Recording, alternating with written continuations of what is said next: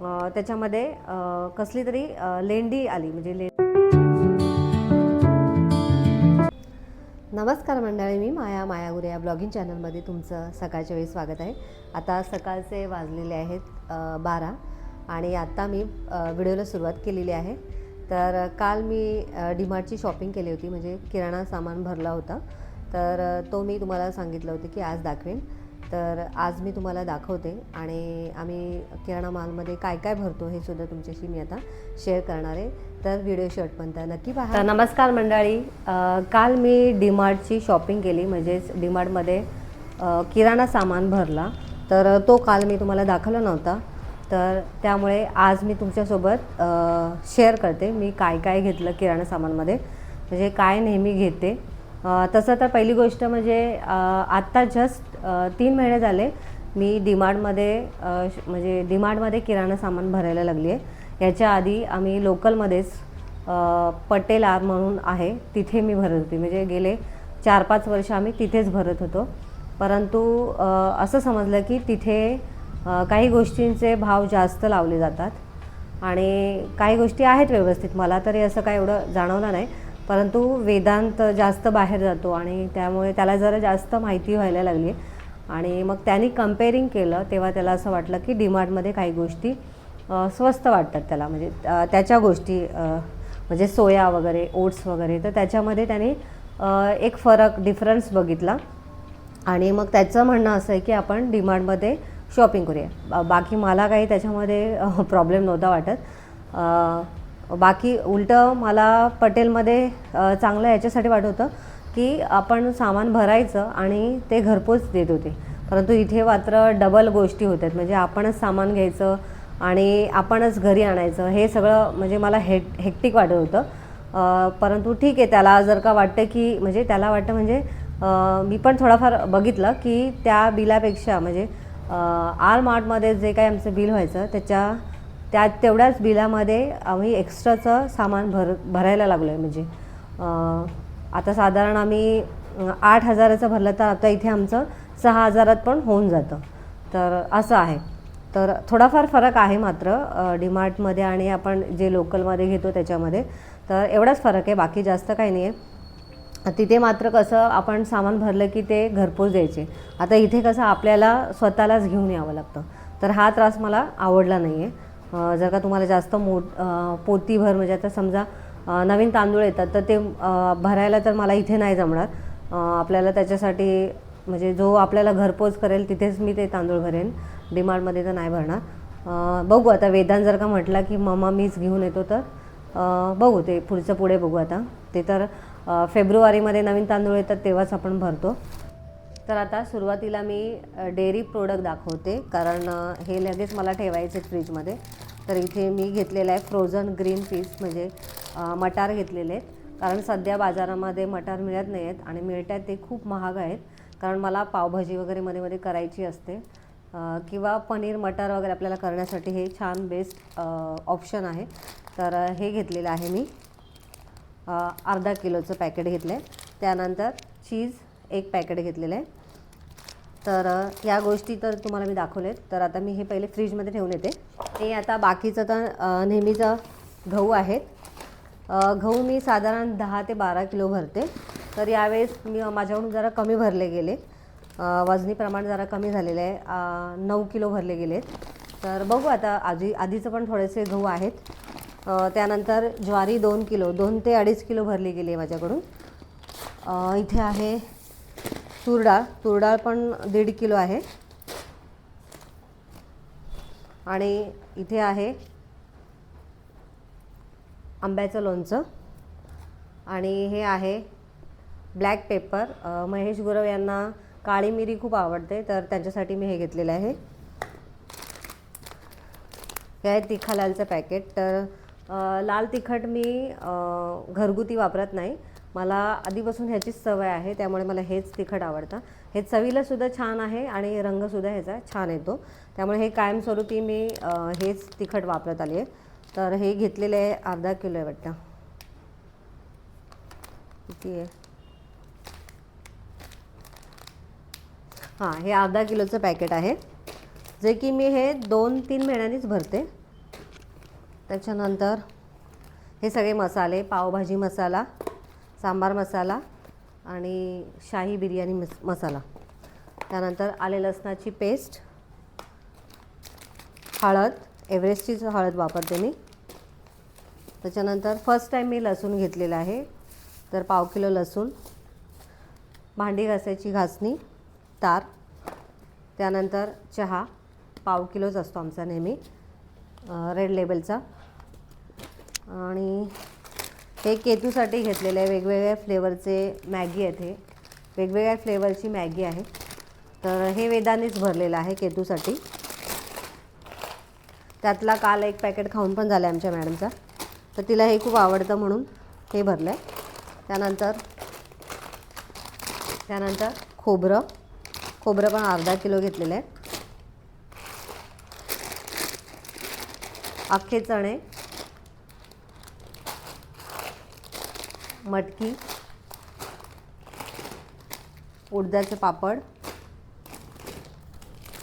मीठ, टाटा नमक. त्याच्यानंतर इथे आहे गूळ.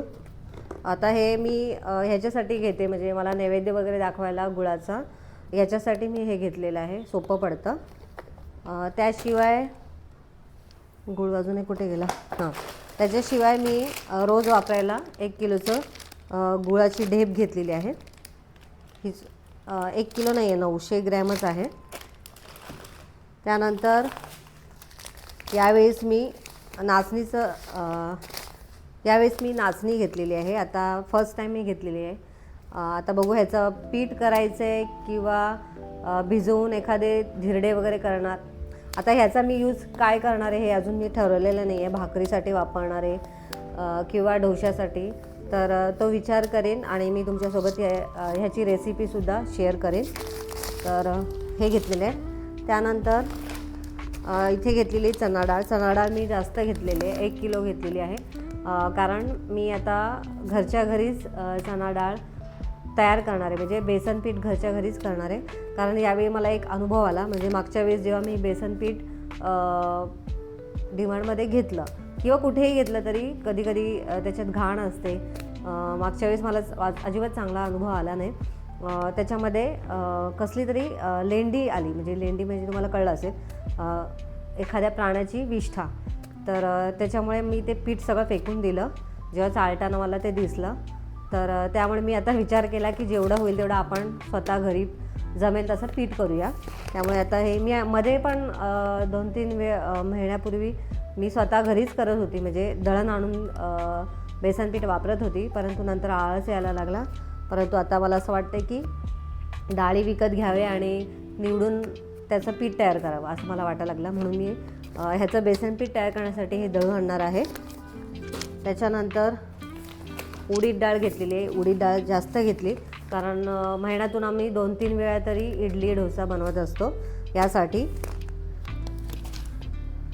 त्यानंतर साखर घेतलेली आहे. आता जेव्हा आम्ही पटेलमध्ये सामान भरत होतो तेव्हा आम्हाला 4 ते 5 किलो साखर फ्री मिळत होती. त्यामुळे आम्ही कधी भरत नव्हती. एवढे 4-5 वर्ष मी साखरच भरली नाही. आणि कधीकधी आमच्या आई म्हणजे माझ्या सासूबाई म्हणजे आमचे सासरे कारखान्यात होते, त्यामुळे त्यांना स्वस्तामध्ये साखर मिळते, तर ते त्यांनी भरली तर आम्हाला ते देत होते. त्यामुळे आम्हाला एवढी साखर जास्त आम्हाला लागत नव्हती. परंतु आता काय झालं, त्यांची पण साखर संपलेली आहे आणि त्यामुळे मी आता ह्या महिन्यापासून साखर भरायला लागलेली आहे डीमार्टमध्ये. तर ही साधारण 3.5-4 किलो असेल. त्याचबरोबर केतूसाठी शेजवान फ्राईड राईस मसाला घेतलेला आहे. 2 पॅकेट घेतले. तर दुसरा पॅकेट मला भेटत नाही आहे, त्याच्यातच मिस झाला असेल. त्यानंतर पोहे, तर हे चुकून पातळ पोहे वेदांकडून का माझ्याकडून घेतले गेलेले आहेत, नीट बघितलं नाही मी. तर आता जाऊ दे, आता ह्याचा चिवडा बनवेन. आणि अगोदरचे पोहे पण घरात आहेत, त्याच्यामुळे आता मी ह्याचा चिवडा करून संपवून टाकेन. आणि इथे आहे चणे, खाण्यासाठी चणे घेतलेले आहेत. आणि हे आहेत चिया सीड्स वेदांसाठी, म्हणजे वेदांत त्याच्या ओट्समध्ये हे सगळं टाकत असतो. सनफ्लावर सीड्स, त्याच्यानंतर इथे मी किचन टॉवेल समजून फेस टॉवेल घेतलेले आहेत, चेहरा पुसायचे टॉवेल घेतलेले आहेत. तर बघू आता ह्यातले 2 केतकी वापरेल आणि 2 मी वापरेल. तर आता हे ठेवते साईडला. तर इथे जेमिनीचे 3 पॅकेट घेतलेले आहेत आणि इथे तुपाचा 1 किलोचा पॅक घेतलेला आहे, अमूल काऊ घी. त्यानंतर बदाम अर्धा किलो घेतलेले आहेत आणि हे आहेत खजूर. खजूरचे टोटल 3 4 5 पॅकेट घेतलेले आहेत खजूरचे. कारण वेदांत रोज त्याच्या ओट्सच्या म्हणजे ओट्सचं जे दूध घालून तयार करतो मिल्कशेक, त्याच्यामध्ये तो सगळं वापरत असतो. मला जर का ओट्सची रेसिपी हवी असेल, म्हणजे ओट्स वेदांत दुधात घालून कसं खातो, तर त्याची रेसिपी मी तुम्हाला नक्की एका व्हिडिओमध्ये सांगेन. हे सगळं वेदांचं आहे, म्हणजे आम्ही पण खातो. त्यानंतर काजूसुद्धा अर्धा किलो आहेत. अंजीरचं 1 पॅकेट घेतलं आहे. हे आहे फरसाण आहे मिक्स.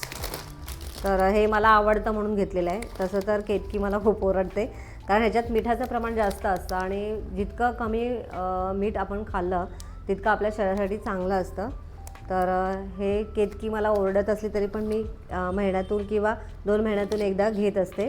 तर हे थोडंसं मला खायला आवडतं म्हणून मी घेतलेलं आहे.